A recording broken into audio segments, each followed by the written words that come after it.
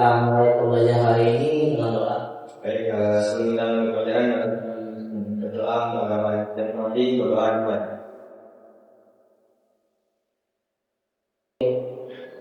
Hari ini kita kembali melanjutkan pembelajaran kita pada mata kuliah fisika dasar.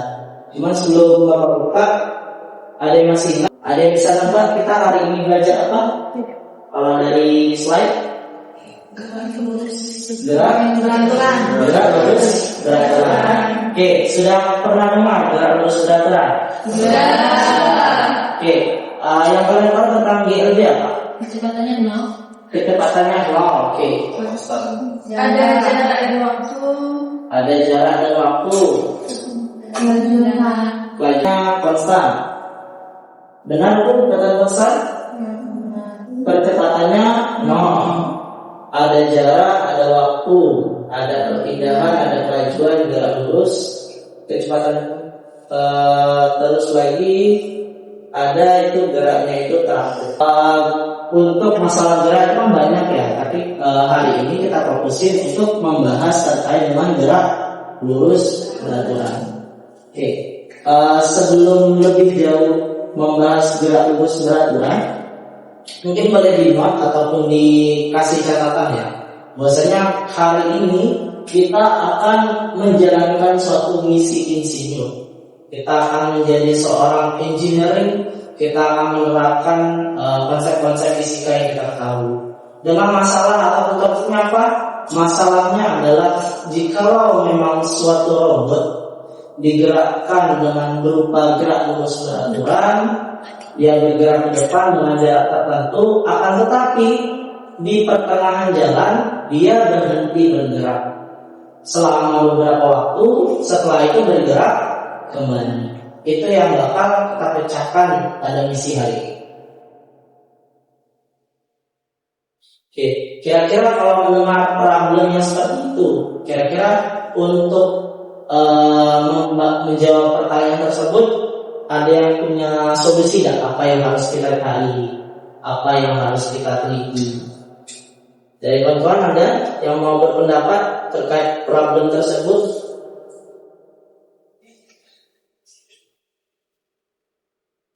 Ya, bagaimana caranya problem yang tadi kita itu dapat menyelesaikan problem tersebut? Gitu. Nah, dalam mengukur jaraknya, kecepatannya. Soalnya kan kalau kita tahu gerak lurus beraturannya kan ya gerak lurus kecepatan konstan. Tapi kalau kita tahu itu gimana? Bakal berpengaruh dengan gerak yang ditimbulkan. Oke, ada yang bisa? Oh, Masa boleh Masa? Ya, saya. Berapa kecepatan yang dimiliki oleh robot tersebut? Kecepatan yang dimiliki oleh robot tersebut. Oke, kita sudah dapat 3 poin masalah. Tadi terkait dengan panjang lintasan, terkait dengan waktu, juga terkait dengan kecepatan untuk mengupas masalah dari gerak lurus beraturan. Oke, berangkat dari sana mungkin sebelum kita melakukan suatu percobaan, ada yang bisa menebak dulu nanti hasilnya seperti apa dari masalah itu. Ada yang mau menyampaikan hipotesisnya? Satu di mana? Ya Pak. Oke, boleh nih. Jika robot bergerak dengan kecepatan konstan, maka keseluruhan yang ditempuh dapat dihitung dengan mengalihkan kecepatan dengan waktu bergerak tanpa memperhatikan waktu bergerak. Oke, jadi fokus kita adalah pada saat benda itu bergerak, sementara pada saat benda atau robot itu berhenti tidak diperhitungkan. Oke, itu bakal kita bahas lebih jauh. Sembari Bapak menjelaskan masalah ilmunya, mungkin boleh dibagi ke beberapa kelompok ya, agar memang kita dapat mengupas ini ke dalam suatu praktikum kehidupan. Boleh dibagi 2 atau 3 kelompok boleh? Yang memang ada laptop Pak? Pos dulu. Di mana itu nanti ada identifikasi masalah, nanti kalian tulis dulu hipotesisnya, terus nanti alur percobaannya sama misi belajarnya. Untuk alur percobaan nanti dari robot itu bakal kita masukkan codingan network di sana, biar nanti kita set bahwasanya robot itu akan bergerak lurus. Nanti untuk tes boleh di lantai ya, boleh nanti kita ukur panjang lintasan menggunakan.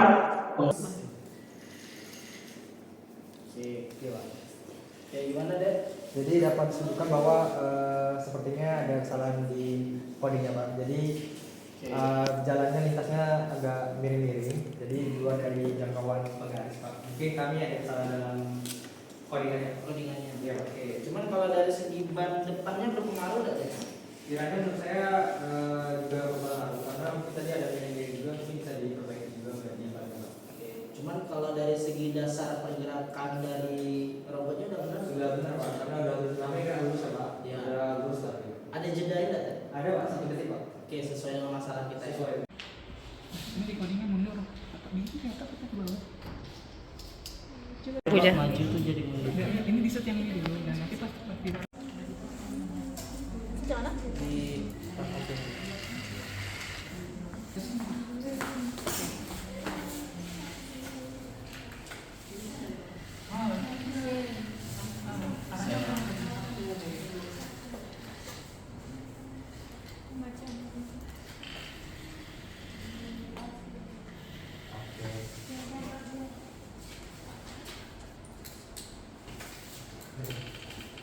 batasan waktu nanti itu mungkin karena pengaruh dari coding mungkin sudah oke lah dia gerak maju, tapi terjadi perubahan posisi dia tidak full lurus gitu, ada ungkul-ungkulnya sedikit entah itu pengaruh dari coding atau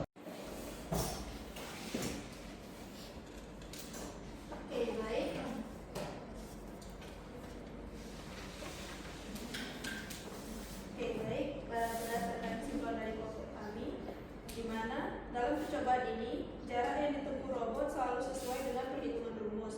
Hal ini terlihat dari kesesuaian antara kolom, jarak yang ditempuh robot, dan jarak menggunakan rumus pada setiap percobaan. Kemudian kecepatan konstan yang digunakan robot memastikan bahwa waktu berhenti tidak mempengaruhi perhitungan jarak total selama waktu bergerak. oke, itu hasil dari kelompok kerja. Oke, boleh kasih hapusnya. Bingung ataupun kurang paham boleh ditanyakan. Ada yang mau bertanya?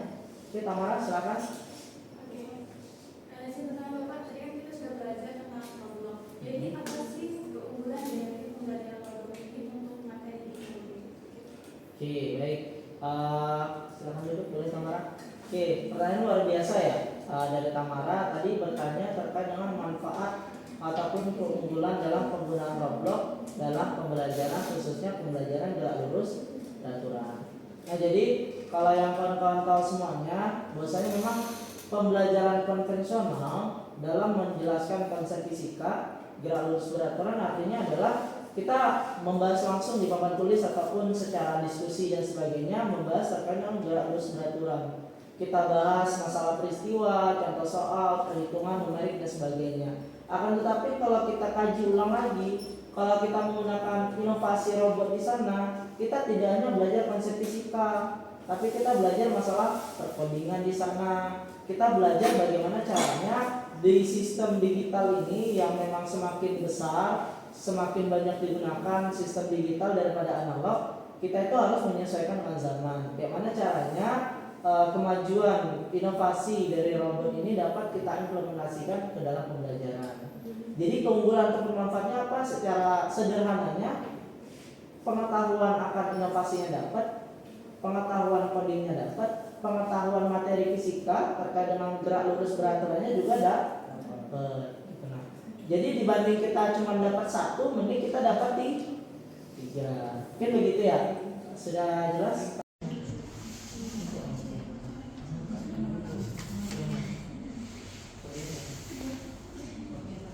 Oke, boleh langsung dimulai ya untuk mengerjakan dari background ataupun quizisnya.